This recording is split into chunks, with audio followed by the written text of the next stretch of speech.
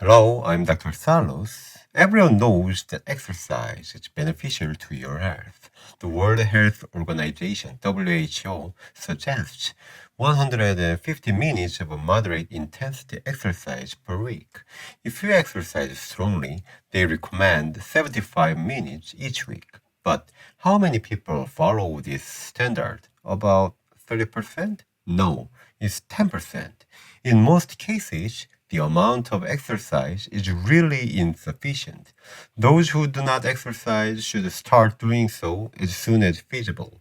But when you start exercising, you begin to worry, right? How strong should they be? First, take a look at the graph of 420,000 Taiwanese individuals polled over 8 years. They investigated the effect of daily exercise time on lifespan. The red dotted line represents vigorous exercise. The blue line represents average exercise time, and the green dotted line represents walking exercise, which is considered moderate. As height grows, the death rate lowers. As long as you begin exercising, even if it is for only 15 minutes a day, you will see an immediate benefit in terms of longevity. There are weekend warriors, right? Even 30 minutes of brisk walking or weight training every weekend reduce the risk of cardiovascular disease by 30%. Likewise, doing a little is preferable to doing nothing. Let's return to the Taiwan study. Can you see that up to 90 minutes of moderate activity per day and 40 minutes of strenuous exercise per day gradually lower the risk of premature death? Furthermore, we can confirm that high-intensity exercise is beneficial. But is it better to exercise intensely for more than 40 minutes per day? The end of the red line has dropped slightly, reducing the gain. Finally, it was argued that the WHO's recommended quantity of exercise is insufficient. It needs to be quadrupled. The amount is similar to 10 hours of moderate intensity activity and 5 hours of strenuous exercise per week. So, we've moved from the left side of inadequacy to the moderation. However, if you do not stop here and increase the exercise intensity too much, you will reach the right extreme. There are two clear examples of this. Atrial fibrillation, AF, occurs first, followed by a heart attack. AF is a frightening condition that eliminates function by disrupting normal cardiac rhythm. Take a look at the picture below. They investigated the link between jogging time and AF. People who enjoy jogging for roughly 2 to 4 hours every week are considered green. This is the moderate range with the lowest risk of AF. People who enjoy running more than 5 times a week or for more than 10 hours are in the red category. People in this group were 50% more likely to develop AF than those who never jogged. Too much is worse than not enough. Can you spot the yellow part? If you jog 5 hours a week, your risk of AF is the same as if you only jogged for an hour. Of course, marathon runners are more likely to develop AF than the overall population, correct? The values range between 2 and 10 times higher. Why does too much rigorous exercise harm your heart? Chronic inflammation hardens the heart. This is known as fibrosis. And the longer you exercise, the more sympathetic nerves are stimulated, which can easily damage blood vessels. Excess stress is also a factor. Let us consider the second example, a heart attack. Surprisingly, it is common in young adults ages 35 to 65. It's worth noting that it usually happens when you don't exercise consistently, then do so excessively. It's like keeping up with the Jonas. When this occurs, heart attacks multiply sevenfold. So, if you sit motionless and live a monastic lifestyle before exercising, gradually increase the intensity. There are other numerous examples that demonstrate that the notion that being stronger implies being healthy is incorrect. Dementia is a representative case. There are studies in the United States and France that target elderly persons within average age in their 70s. Both studies found that 1 hour of moderate intensity exercise each day resulted in the least cognitive loss. However, if you do more, your cognitive function score will decrease again. Furthermore, there are cases where high-intensity exercise should be avoided entirely. First, when total cholesterol reaches 310 or LDL surpasses 190.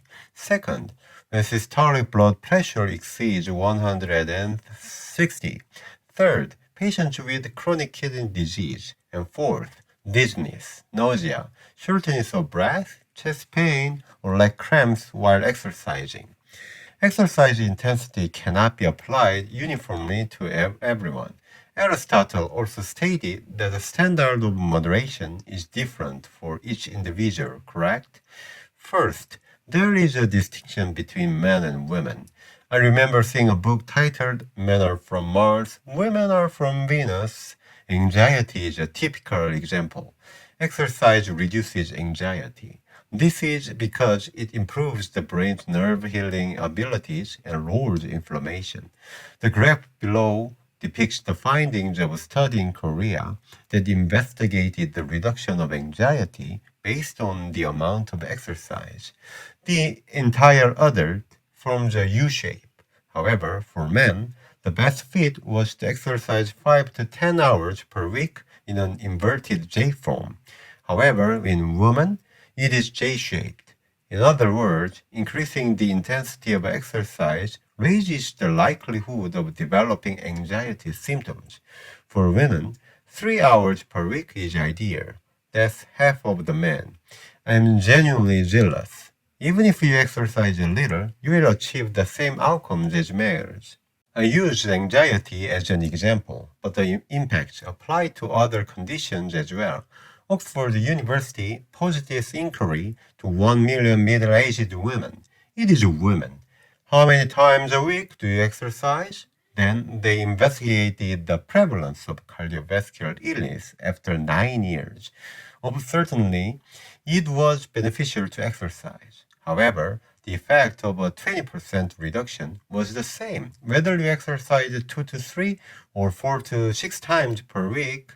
What was unique was that if they exercised every day, they had no advantage over others who did not exercise. Rather, the chance of acquiring cardiovascular disease rose compared to those who only worked out once a week. The ideal workout intensity for women is on the left, significantly lower than for men. This is a common finding in several investigations. Second, diabetics should limit their exercise to no more than 5 hours per week. Let us look at the graph of cycling. Riding for 2 hours and 30 minutes to 5 hours per week provided the most benefit, with a 32% reduction in the risk of death. However, can you notice that if you pedal for more than 5 hours, the danger of dying increases? If you have diabetes, reduce the intensity somewhat more than usual. Third, consider the old and the fat simultaneously. This was a study involving 200,000 Australians. They examined the percentage of strenuous exercise among physical activities. The researchers split them into three categories: 0%, 1 to 29%, and 30% or more.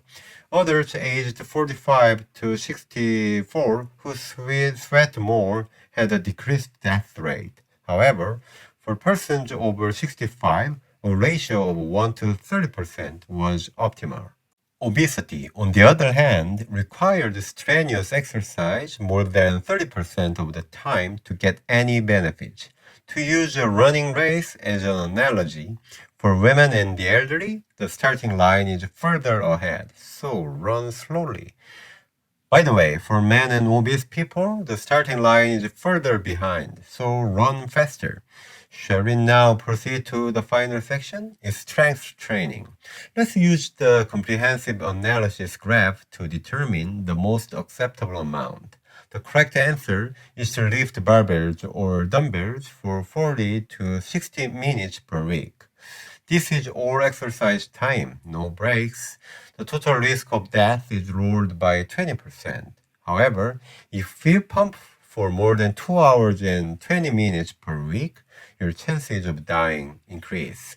Stepping on the accelerator is vital, but using the brake may be more important. Additionally, there is an interesting result. When aerobic activity is combined with strength training, the chance of death rose from 20% to 40%, indicating twice the power. So let's get it sorted out.